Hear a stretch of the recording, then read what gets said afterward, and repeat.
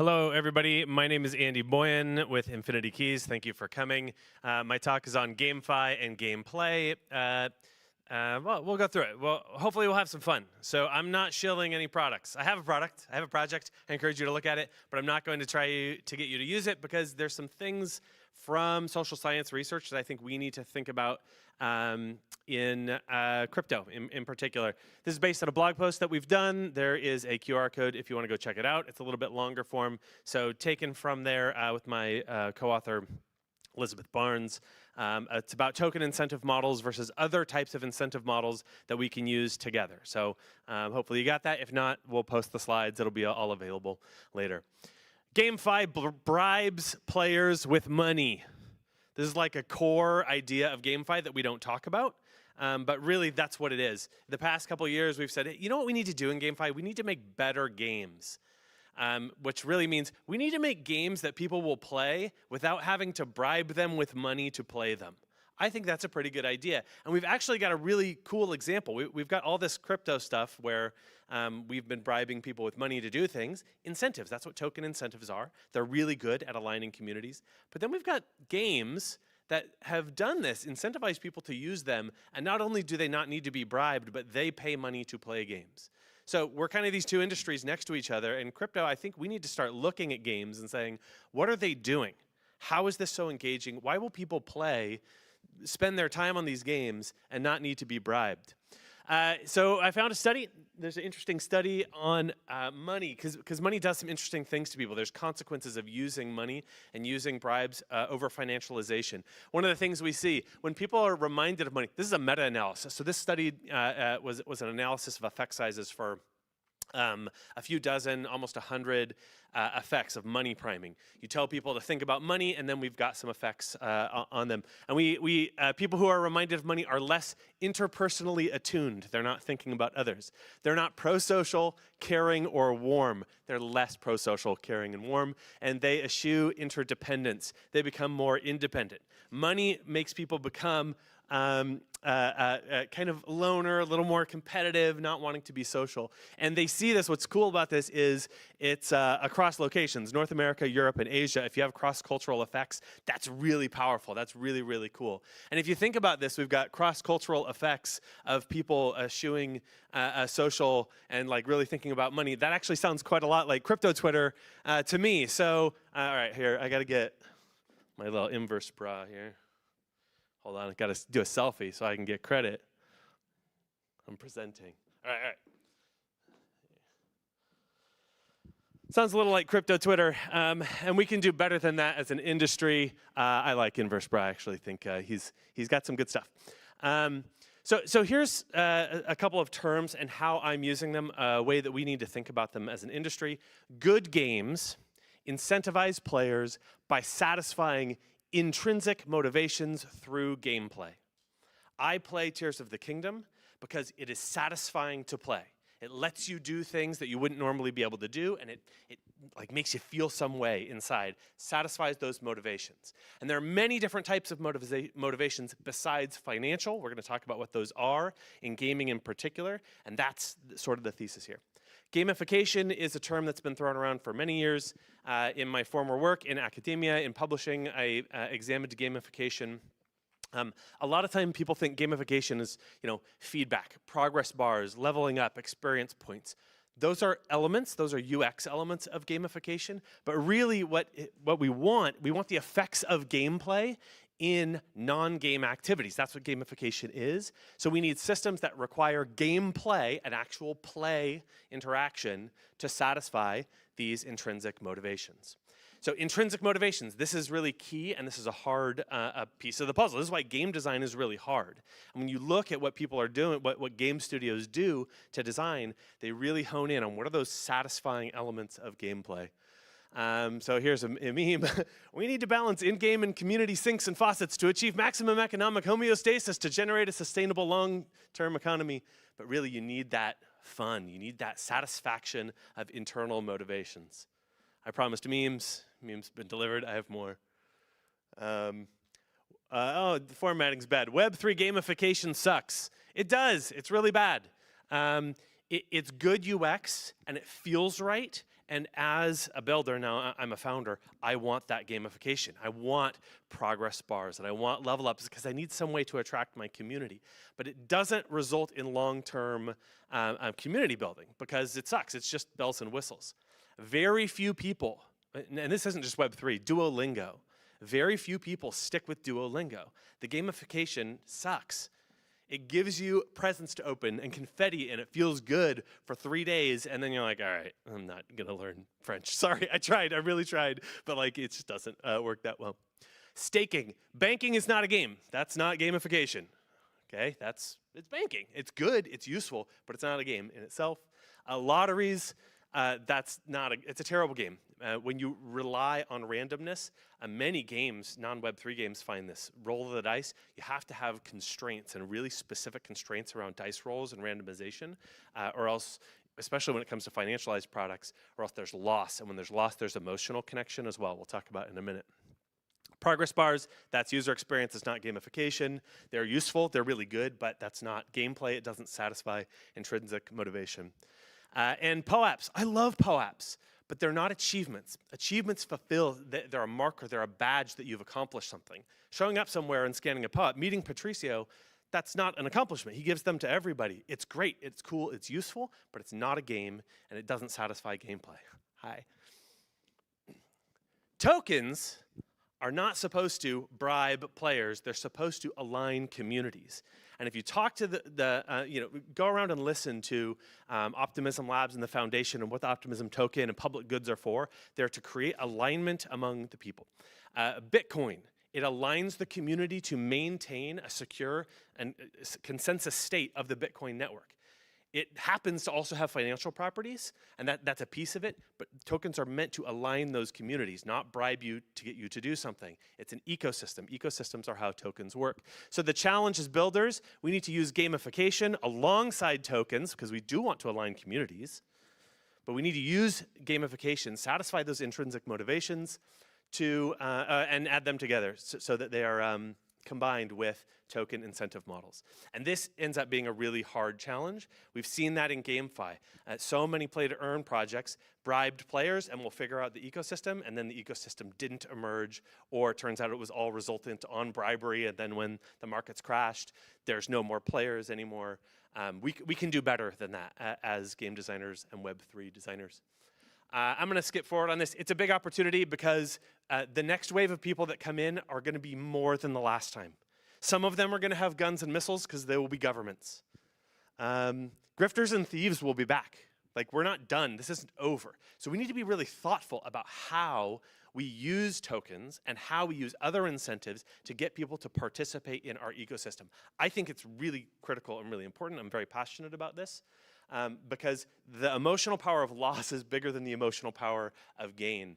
If you lost a fortune in the last market cycle because of things out of your control, those memories are really powerful and it's hard to get back in. This next wave, it's going to be way more people. It's going to be this massive section of the population of the planet, including entities, and we need to make sure we're not only bribing half the planet to play our Ponzi games with us, but rather we give them valuable things to do alongside those financialization use cases. Here's the thing. There's a very tweetable thing I could do. Thank you for the picture. Give people better emotional experiences than we do with tokens alone. What are gaming motivations? Okay, so there's my thesis. Financial motivations alone are not strong enough to maintain good communities. They have some negative outcomes, so we need to use some game motivations. Here are some. These are just a couple of citations, but there's an extensive work in communication. This is my background in media research, social science research. Why do people play video games? So I've distilled some of those. Core, kind of the two most powerful, are challenge motivations and social motivations. Competition is really a challenge motivation combined with social. If you think about like competing with somebody, it is a social experience. So that's a blend of the other two. That's another strong one. When we think about a challenge and overcoming a challenge, when you overcome a challenge, you feel a sense of satisfaction or you've demonstrated some mastery. This is why like traditional video games are really powerful, is they give you a challenge. If it's done right, it's just hard enough of a challenge than the last one you did. And you've got to solve the puzzle or make your character strong enough or whatever it is to overcome that, and that feels good. Now, not only do you level up, there's the gamification, but you have demonstrated the mastery and you have that feeling, that intrinsic feeling. That's what we need. That's what we need to figure out in crypto if we want to reward people with a level up, with experience points from sending, he was just talking about. We also need these systems in place. When it comes to social, we need to give people not just a social platform, but we need to give them a reason to connect. I'm involved in the Lens community, and one of the neat things about Orb, if you're using Orb, is it connects people based on common interest. And so there's an FCC group, so it's about this particular topic. And that's a great start, right? It's the sort of subreddit niche model of internet and social communities, but we need to continue to facilitate that. Revenge is another really interesting social one that's related to communication. If you're like staking in DeFi and somebody else like beats you out for yield, display that. Put that up on display as a builder. Who is your competition? What are those leaderboards? I know Sending has leaderboards, but those leaderboards are really powerful in building communities. Now, I'm not just doing it for the yield, I'm doing it for these other intrinsic motivations that I may have as a player. Something really important to note about gaming motivations, as an aside, different people play games for different reasons. I'm a game scholar. I was a games professor for 10 years. I am not competitive in the slightest. I don't care. I love games. I played them for 40 years. Yeah, give or take. And I'm not competitive. I love to lose as much as I do to win. To some people, that is impossible. You can't even think about, like, why would I not play to win? Like, that is insane. People play games for different reasons, and that's something really important to keep in mind. I'd love to talk to people interested in that later on. Here's some more memes. Never mind. There's a good one. I don't have time for all these. Are you winning, son? I genuinely don't know, Dad. I don't know. Anyways, so here's our challenge. I talked about some of these. How do you build competition? Give them leaderboards. Give them an opportunity for revenge. You can give out meaningless NFTs for first place for a given season. They don't have to be value. They don't have to lead to a special role or extra airdrops. It's just that you're first place. Thank you.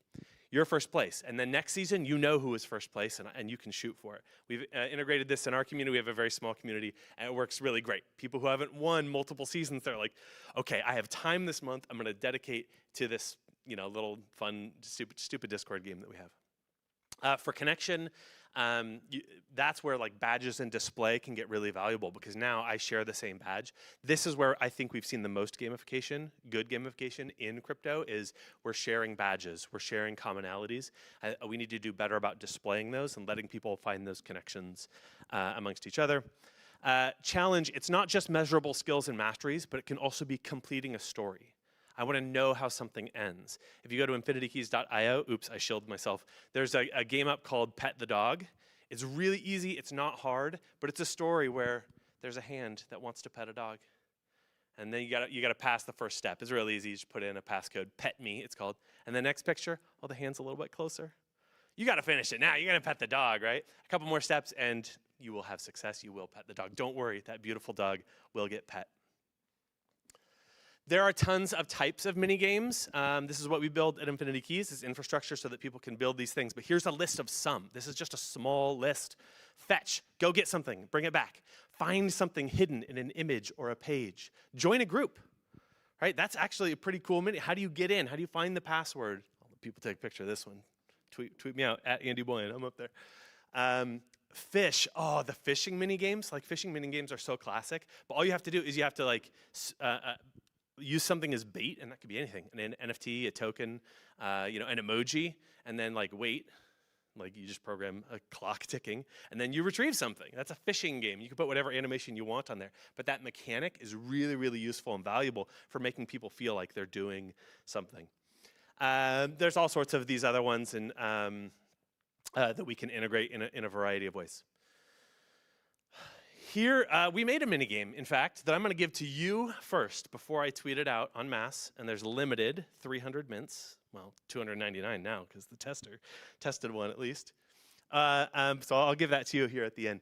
Some action steps. If you are in an organization or talking to people in organizations in Web3 and you want to do better for gamification, here's what you do. If you're in community and growth, give players or your users something deeper to connect with besides token value. There's a bunch of games I just listed. Social connection, revenge is fun. Give them reasons to stick around in your community besides number go up. that's for community people. For product people, it's mini games. You think about how mini games can be part of your own product and whether they fit into social or challenge intrinsic motivations. Not just like, is this a little doodle that we can do? Don't assume people will play it because it's a game. Think about, what does it fulfill? It's going to make people feel some kind of way. How are they going to feel about that? If you're in leadership, my action item is to do it now before the next billion come to Web3, because we can give people much stronger reasons to stick around, even if the market fluctuates, because this technology is incredible. We can do amazing things with it. We can't have people leave just because they didn't strike it rich this time around. That's not a sustainable way to build technology or a society. So we have built a combine game. It is a social combination game. My project is Infinity Keys. We're working with Mentaport, geolocation-based Web3 SDK, and it is on now, and it is live, and I'm going to give you a link to it. There are 3 regions in France, or in Paris, in central Paris. There's one in the middle along the Seine. There's one north above the Seine, and one south below the Seine. I'll show them to you in a minute. If you're in this region, like here, I got you. You'll be in the south region. When you do the app, it'll pop up an augmented reality display of a sculpture. You will have the option to mint a contribution to that sculpture. Once you've minted that contribution, that's your contribution you mint. As people contribute, it will grow. You'll actually see what that sculpture is. It will take a shape, and it will have the form that you helped make it to be. There are 3 different sculptures around the city, again, north, central, and south. There are 100 mints each. So there are 3 total NFTs that you can do. And the geographic areas are quite large. So that whole region on the Seine. So you can be here. You don't have to go all the way down to the very south. But for here, you got the south. But if you go up to the Seine, if you're on the river, pop it open, check a mint, see if you can do something. And see the shape that takes place. And then if you go north, there's another one as well. They are related to Parisian monuments and history as well. So if I can ask you to please do me a favor, do it, take some screenshots, tag us in the tweets as well. People got phones up, so. All right, I'll post this on our Twitter like right after I'm done here too, so this will go out. Other people will be able to do it.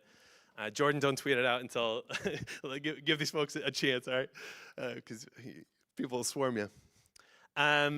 Very quickly, we build Infinity Keys. It is universal gaming quest building infrastructure where you can set whatever tasks you want, put them in an order. There's a particular sequence that people can play, and then you can make a reward of any kind. We work with a variety of projects, including Avagachi and Lens, to build some of these MVPs. If you're interested in talking about gaming, gamification, memes, augmented reality, or any of these cool future topics, I would be happy to talk to you. My Twitter is @AndyBoyan. You can find me up there, hit me up, and I will retweet everything you guys say nice about me. And thank you very much. Have a wonderful ETCC.